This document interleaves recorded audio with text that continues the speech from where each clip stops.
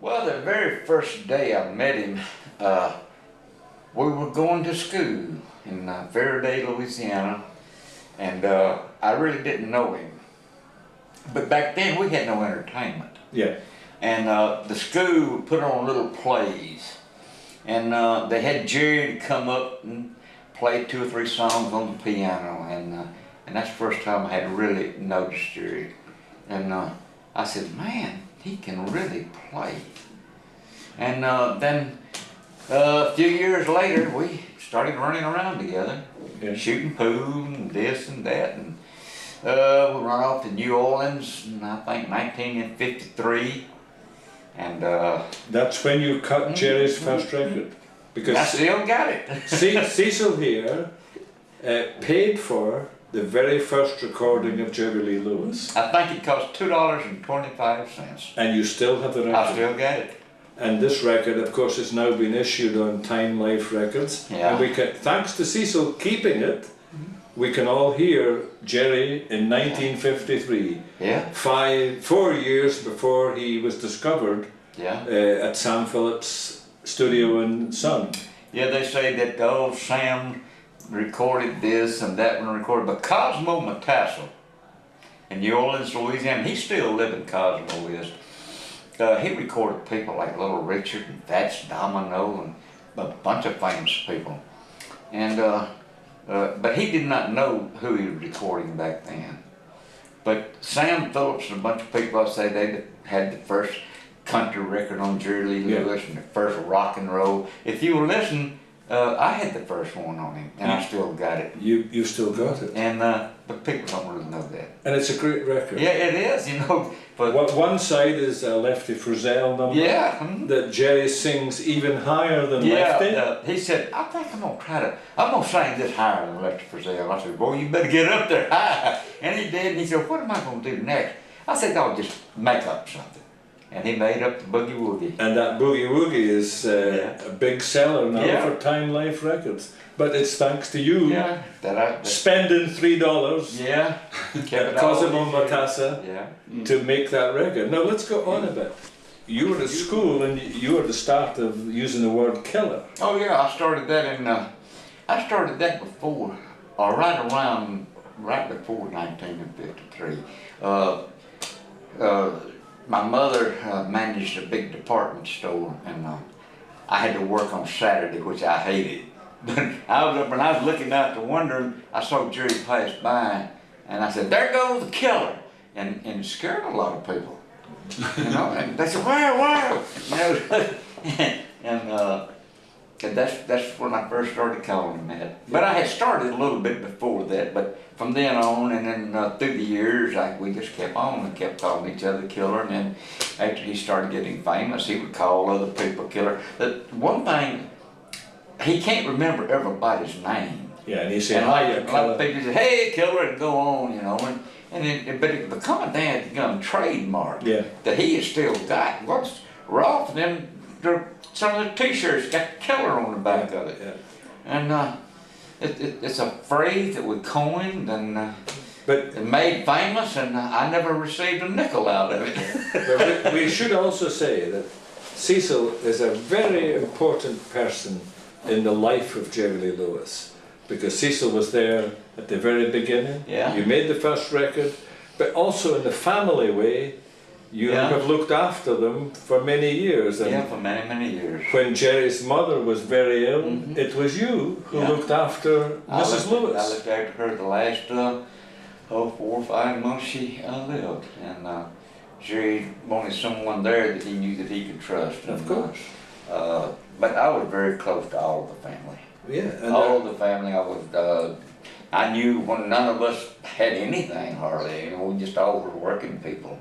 And then I knew Jerry when he became famous. But I was in the oil fields of South Louisiana when Jerry became famous. And I tell people, man, I know him. And they'd look at me and say, you don't know him. And I just quit. But I came back to the Faraday one day, and he happened to be there. He said, come on. And I want you to come go to work for me. Yeah. And I said, well, Jerry, I don't know anything about the music industry. He said, It don't make no difference. And I started working for him, and I worked for him 3 or 4 years, and then I started managing him. I managed Jerry for 12, 14 years. Yeah. And very well too. Yeah, I set up Jerry Lewis Music, and I formed his first booking agency.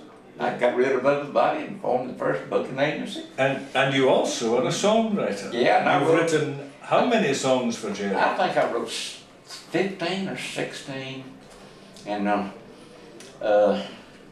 I just quit writing many years ago. But I still write, but I don't give it to anybody. Now, Cecil, we should take this opportunity that if somebody out there has the copyright to any of Cecil's songs, please send the royalties. You know, that is something. Of all the songs I've written in the last 25 or 30 years, nobody has ever paid me any royalties on them. And except about 6 or 7 years ago, Bob McCarver did send me a small check for In Loving Memories. And he sent me a check 2 or 3 different times. He still does, but it's just pennies now. Yeah. But I asked them all, I said, what about all the other songs I've written? Like Shotgun Man. Like Bear Family Records and all these people, you know, released them in box sets and this and that. I never got a penny. Not one red cover penny. Now, of all the shows you've been to with Jerry, which was the wildest that you've ever seen? We've been to a flock of them. I must say, I'm just an old country boy, and I've never really been too many places. And we came to back to England, and I think about 1960 or 61, to something in there. And I'd seen a lot of things, but with no world traveler. And that's the first time I'd ever seen men go hysterical. And I was standing there, what is going on, you know? And that's the first time I'd ever seen men and women, mostly men, they'd go hysterical over music. I'd never seen that. But you know why they went hysterical? Because you fixed the pickup in the piano. Yeah. Now, we should tell the people about, that's the most important bit of your job. Well, you know, nobody could ever, I have no musical talent amount to anything, but I just have this natural thing that I could take a violin pickup, just about this long. You are still in. So yeah, we're killing time. You want to come in, darling? Okay, I'm ready whenever you are. I'll take my coat off though. Okay, you know I wrote that song whenever you're ready. What? I did. And just the violin pickup. Yeah, the violin pickup, and but you have to place it on the soundboard in the right spot. In certain places. And I'm giving the interview, darling. Woo! That's little Annie. Famous. That's my niece, little Annie. I ain't that little anymore. Oh well, I'll go home with that. And you must place it on the soundboard, not just anywhere. No, you can't place it anywhere, and also it has to be a certain tightness. In other words, and you used a screw to tighten the pickup against the soundboard. No, I never did do that, Graham. I always used to give away the penny matches. Yeah. And you know, fold over. Yeah. And I'd take them, I'd put them on there, and I'd place it just right. And then I'd go around, hook it up, and to a Fender amp, and I would hook it up, and I would turn twice the treble as I would the bass. Yeah. And the volume, I'd turn it up, and then when Jerry'd come on naturally, the volume. But there's art to it. But they don't make that pickup anymore. No, they have a bigger pickup. Yeah, a big old thing, and you do not get the sound out of it as I did the little bitty one. With the violin pickup. Yeah, the violin pickup. Yeah. And that's part of history. Yeah, it is. And I know Charlie Rich, he'd come, I love Charlie Rich, he dead and gone now, but he'd come to the show and he said, can I use it? He'd go on before Jerry, he said, can I use it? Because he's a great piano player. I said, sure, Charlie, go ahead, Jerry don't care. Yeah. Boy, and he'd love to get out there and he liked to hear it ring. Yeah. But you know, we could do that on stage without all these mics and everything picking up the sound, and you could play in where you wanted to. And I try to tell people this, it comes through a guitar amplifier. It comes through an amplifier. The same thing as your guitars and your bass and what the hell ever you're playing. And so Jerry can get the same sound and volume wise as they can. So why run all these different gadgets through? Yeah, yeah. Well, I remember when you first came to Newcastle, you brought an amplifier from America. Yeah, I sure did. We had to, But forgetting that it's 110 volts Yeah. in America, and in the UK at that time was 240. yeah, we had to get a converter. I remember the amplifier, Yeah. a green-fronted amplifier. Yeah. Do you remember that? Yeah. Hell, that's 49 years ago. God, a long time ago. But time marches on. So come on, you think the wildest then was those early shows in England? And well, of course, And then you went to the Star Club and... oh, the Star Club in Hamburg, Germany, and the Nashville teams back jury up. Back then, they wouldn't let us bring our band over. Yeah. And Mickey Most was on a tour with us Yeah. before that, and he heard Richard Burton sang House of the Rising That's Sun, right. and Mickey was just up there trying to play from Johannesburg, South Africa, and that and the Nashville teams, and he recorded them and made millions off of them. Yeah. And they was on our show, and they, you know. I can remember Mickey Most Yeah. on the Jerry Lee Lewis tour about 1964. He didn't have any money and he slept in my room. And he couldn't play very good either. No, But he was he heard the terrible. talent, and he had enough sense to record it. And it was great, you know. He did have a bit of an act. You know, he did some Chuck Berry numbers and lay on the floor. Yeah. Remember that? Oh, God, yeah. That was good times. Yeah, we had some very good time. We had, you know, we should tell the people that in those days, even a fan like me could take Jerry out shopping or to a restaurant. Go in, whenever. We would walk down Oxford Street, the main street in London, and buy boots, buy shoes, go for a haircut. Whatever, you know, back then, and nobody bothered them. Nobody bothered us. And the other thing I remember from those early days is you would maybe do a ballroom in Manchester and another one in Liverpool, and then drive back to London. Oh God, yeah. And we'd stop in a little truck stop. Yeah. And Jerry would say, "I'd like a cup of beans." You remember that? Yeah. Cup of beans. You know what got me is when we first started coming back to Europe, especially England, you had to eat at a certain time. Yeah. Or you didn't get to eat. And you had to be dressed at the hotel to get in. You had to have a jacket. That's why we stopped at truck stops. And Jerry ordered a Coke, and they brought him a Coca-Cola, and it was hot. And he said, "I want ice with it."